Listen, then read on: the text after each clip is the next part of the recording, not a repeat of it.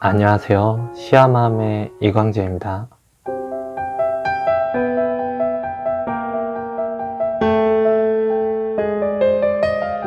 이번에 소개해드릴 시집은 문학가지성사 시인선 제7권 무인도를 위하여 라는 신대철 시인의 시집 되겠습니다.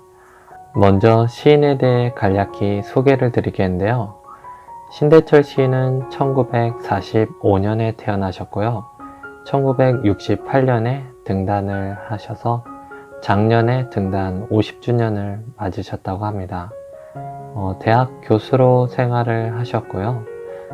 그런데 신대철 시인은 조금 독특한 경험을 가지고 계세요.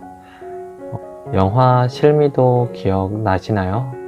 영화 실미도의 그 사건과 연관이 좀 깊으셨던 분인데요.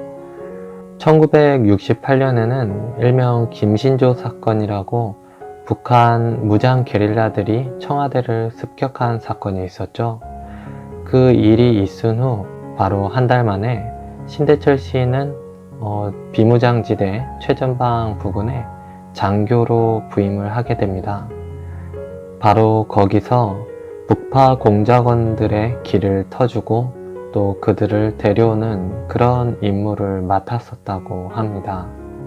그리고 신대철 시인의 말에 의하면 북파 공작원으로 발탁되었던 사람들은 우리가 알고 있는 것과는 다르게 사형수라든가 중대한 범죄자라기보다는 인생을 한번 바꿔보려고 마음을 먹었던 불황자라든가 구두닦이 같은 사회의 밑바닥 생활을 하던 사람들이었다고 합니다. 그들 중 어떤 사람은 자신의 그 임무를 마치고 선물꾸러미를 사가지고 고향에 가는 게 꿈이었다고 할 정도로 우리와 크게 다를 것 없는 인간이었다라고 경험을 털어놓았습니다. 그런 점에서 신대철 시인은 영화 실미도가 너무 그 사람들을 살인병기로만 묘사를 해놓았고 또 그 사건을 마무리 짓는 방법이 너무 감상적이기만 해서 아쉬웠다는 말을 하기도 했습니다. 신대철 시인은 비무장지대에 배치된 첫날부터 자신에게 지형을 설명해주던 중사가 지뢰를 밟아서 죽는 모습을 목격하기도 했고 또 북파 공작원들에게 길을 인도해주고 나서 돌아오는 길에 지뢰가 터지는 소리를 듣는 등 우리의 분단의 아픈 역사를 직접 경험하고 목격한 그런 시인이라 하겠습니다. 군에서 제대한 후에는 그곳에서의 충격과 죄의식 등을 극복하기 위해 무인도를 찾아다녔다고 합니다. 그렇게 나오게 된 시집이 바로 이 무인도를 위하여 라는 시집이 되겠는데요. 그러나 정말 하고 싶었던 이야기는 이 시집에 담지 못했다고 합니다. 아무래도 시대적 분위기가 있어서 그런 말들을 할 수가 없었던 것인데요. 그래서 자신이 왜 글을 쓰나 하는 그런 회의까지 느꼈었다고 합니다. 네, 그러면 시집에 대한 소개로 넘어가 보겠는데요. 이 시집은 1977년에 초판이 나왔고요. 1995년에 재판이 발행되었습니다. 앞서 말씀드렸던 것처럼 이 시집에 실린 시들은 신대철 시인이 아픔을 겪고 나서 쓴 시들이고 그것을 극복하는 과정의 이야기들이라 과연 그때의 일들을 조금 추측하게 하는 시들이 보였습니다. 시에는 대체로 마음이 좀 지쳐있다는 느낌을 들게 하는 그런 이미지가 많이 있었고요. 삶의 표류일지 같다는 그런 느낌도 조금 들었습니다. 그리고 시인이 산을 좋아하는 만큼 산을 소재로 한 시들도 많이 있었고요. 군대에 관한 시들도 조금 있었습니다. 이 시들은 특히나 장편으로 길게 쓰여 있었습니다.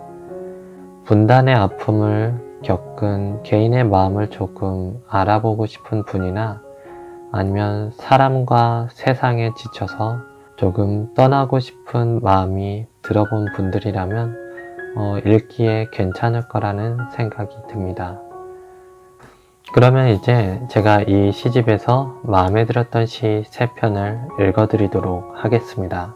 첫 번째로 읽어드릴 시의 제목은 무인도라는 시인데요. 이 시집의 제목이 무인도를 위하여인 만큼 조금 전체적인 분위기를 드러내주지 않나 그런 생각을 해봅니다. 무인도. 수평선이 축 늘어지게 몰려 앉은 바닷새가 때를 풀어 흐린 하늘로 날아오른다. 발 헛디딘 새는 발을 잃고 다시 허공에 떠도는 바닷새. 영원히 앉을 자리를 만들어 허공에 수평선을 이루는 바닷새. 인간을 만나고 온 바다. 물거품 버릴 때를 찾아 무인도로 가고 있다. 네, 이 시에서 인상이 깊었던 부분은 시의 마지막 연이었던 것 같습니다. 신대철 시인과 같은 고통이 아니더라도 세상에 조금 질리고 지치신 분들이라면 무인도로 가고 싶은 마음을 공감하는 데는 어렵지 않을 것이라고 생각이 됩니다. 세상과는 맞서야 하는 순간도 있는 거지만 가끔은 조금 묻은 때들을 씻겨내고 싶은 그런 때도 있는 거겠죠. 그러면 두 번째 시를 읽어드리겠는데요.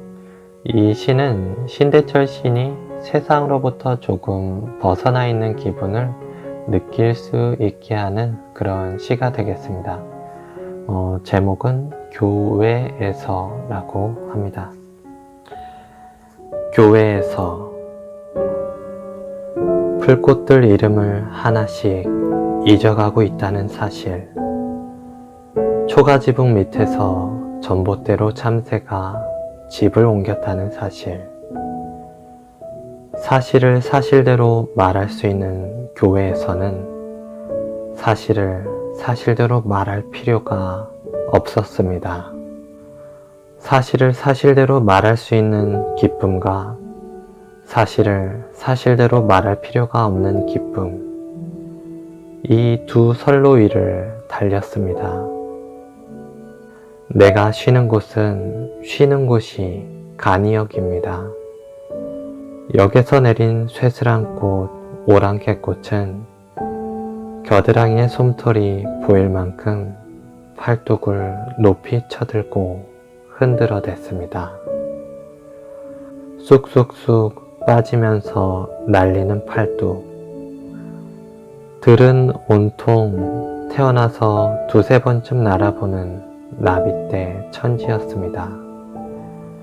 산이 내린 자리엔 빈 좌석이 앉았습니다. 들 끝은 사방을 둘러봐도 차단기 하나 없는 어둠 속이었습니다. 어둠 속에 흐르는 아크릴 간판 불빛을 이리저리 피하려다 사람과 부딪히고 질서에 부딪혔습니다. 사실을 사실대로 말할 수 있는 곳에서는 사실을 사실대로 말할 필요가 없었다는 말이 크게 와닿는 것 같습니다. 사람과 질서에 간섭받지 않고 사실이 사실 그대로 드러나는 공간. 그러나 우리는 결국 사람들 속에 살아가야 하므로 이런 교회에서는 영원히 머물 수는 없을 거라는 생각이 듭니다. 그러면 세 번째 마지막 시를 읽어드릴 텐데요. 이 시는 전환과 극복의 의미가 조금 크게 담겨 있다는 그런 느낌을 들게 합니다. 제목이 조금 재밌습니다. 까욱 까욱. 길은 하나도 없었다. 집 앞 빈 말뚝에 매여 있거나 낮에 가야 할 길을 다 못 간 사람들이 길을 끌고 꿈속으로 들어가 계속 걷고 있는지, 침엽수 가지 위에선 새들의 발자국이며 날갯짓, 그리고 새들이 날아다니다 끊어버린 길들이 우수수 우수수 쏟아져 내리고, 나뭇가지와 나뭇가지 사이로 허공이 큰 입을 벌리고 서서 찬바람을 내뿜고 있었다. 살아 움직이는 건 한기뿐이로군. 그는 앞서가는 자기 자신을 불러세우며 말했다. 한길 느낄 정도로 떨어져 있었나? 어디 짐승 발자국 속 같은 데라도 들어가 잠깐 쉬도록 하지. 체온이 남아있으려고? 새벽이 가까워오고 있어. 새벽까진 넉넉하잖아? 그때 누가 어깨를 툭 건드린다. 까마귀. 그가 아슬아슬 비켜 지나온 시간은 까마귀가 되어 죽어 있었다. 빌어먹을. 어깨 한번 치려고 살아있었군. 그는 까마귀를 어둠의 맨 밑바닥에 묻어버렸다. 꿈틀거려야지. 꿈틀거리지 않으면 시간은 모두 까마귀가 된다. 마을은 어둠 속에 지워지고 있었다. 한방눈 받을 지붕만 남기고 사방에서 얼핏얼핏 까마귀 울음소리가 비쳤다. 까우. 깨어있지 않은 한 누구나 타인의 자기 자신에 불과해. 까우. 그대도 곧 까마귀가 된다고. 까우, 까우. 우리에게는 결국 맞닥뜨려야 하는 시간이 있을 겁니다. 피해온 시간들 속에서는 어떤 것도 그 자기 자신일 수가 없을 겁니다. 그러면 점차 시름시름 생명력을 잃어가겠죠. 비록 우리가 무언가를 피해 있는 시간을 지나야 한다고 할지라도 꿈틀거리는 것만은 멈추어서는 안 된다는 생각을 해봅니다. 그 시간이 어떤 시간이든 소멸되지 않아야 우리가 지속될 수 있을 테니까요. 그러면 마지막으로 이 시집의 감상 포인트 한 가지를 권해드릴까 합니다. 우리가 시를 쓰도록 하는 그 동인이 과연 무엇인지 한번 생각해보면 좋을 것 같은데요. 어쩌면 신대철 시인이 이 시집을 썼을 당시에는 사실을 사실 그대로 말하고 싶은 마음, 그리고 자신이 살며 겪은 것들을 그대로 드러내고 싶은 마음, 그런 마음들이 아니었을까 생각을 해보았습니다. 그런데 아마도 시를 쓰는 사람들 중에는 어떤 위대한 작품을 남기려는 그런 목적을 가지고 있는 사람보다는 삶에 대한 진솔함을 추구하면서 시가 쓰이는 사람들이 더 많을 거라는 생각을 해봅니다. 말하고 싶었으나 말하고 싶었던 것들을 담지 못한 시집. 평판은 좋았으나 시에 대한 회의감을 안겨준 시집. 그리고 말하고 싶었던 것들을 드러내기까지의 기나긴 기간. 시인이 남긴 것은 작품이 아니라 삶이었던 것은 아닌가, 그런 생각을 해봅니다. 그러면 다음 시집으로 다음 시간에 만나 뵙도록 하겠습니다. 들어주셔서 감사합니다.